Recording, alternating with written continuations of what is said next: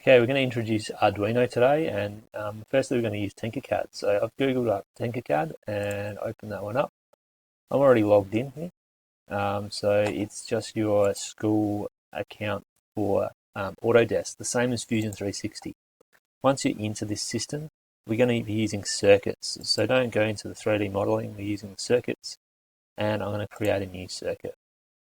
When you create a new circuit, you'll see that it opens up with a very random name. It doesn't call it untitled, it just gives you a completely random name. I'm going to show you how the breadboard and how it works to start with, so I've just named that appropriately. I'm going to pull a breadboard into my project, so that's how this Tinkercad works. You can just pull in any component that you want. It is limited to a certain set of components, but we will use the basics in here first. You can see, firstly, the way a breadboard is connected. It's really crucial to understand this, because if you don't understand this, you won't be able to create a circuit. The negative and the positive lines on either side of the breadboard are connected the way you can see it, so long ways. That's so you can tap into the power at any point of the breadboard. The internal parts, they're connected long ways like this. So these inputs are all connected together, and then these ones are all connected, but they're not connected between the number lines. If you don't understand this, it's going to be really tricky to move on. So let's do a couple of activities to understand that. So I've zoomed out and I'm going to add a battery pack. I'm going to make this battery pack a 3 battery, which gives us 4.5 volts. The next thing I'm going to put in is a LED,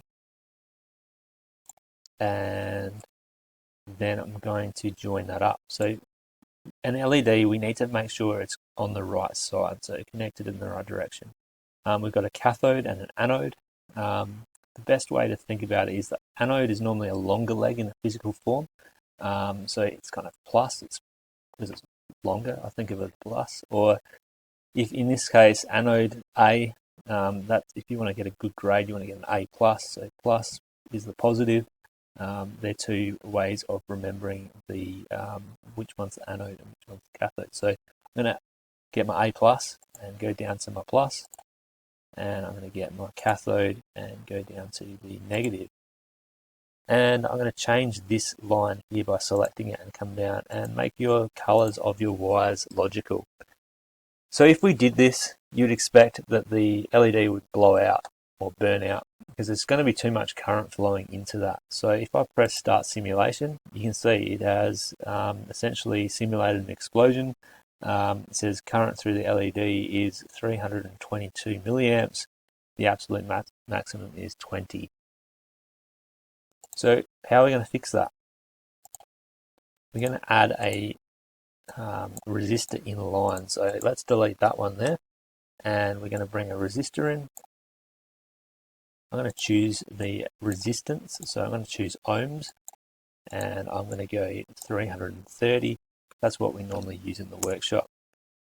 Once I've got that there, I'm going to connect back up my circuit, and we will color these logically to red. If I start that simulation now, you can see the LED is lit up and we don't have any problems with too much current. Let's transfer that onto the breadboard now. So we're going to remove this one and bring it across to the negative here. We can add a point in the middle just to neaten it up a little bit, and we'll do the same to this one.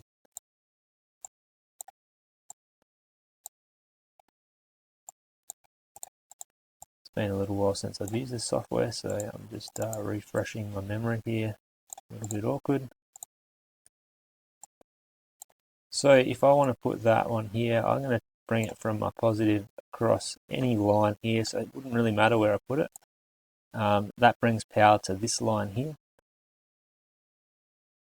And then we're going to put our LED in any of these components down this way, so any of the spots. And then we're going to bring a negative line back to the ground of the breadboard. So you can see now the current is going to flow around along this part, through the resistor, back over the LED, and back to the ground. Start the simulation, the LED turns on. So that's the very basics of using the breadboard. Hopefully it helps when you are trying to add more components.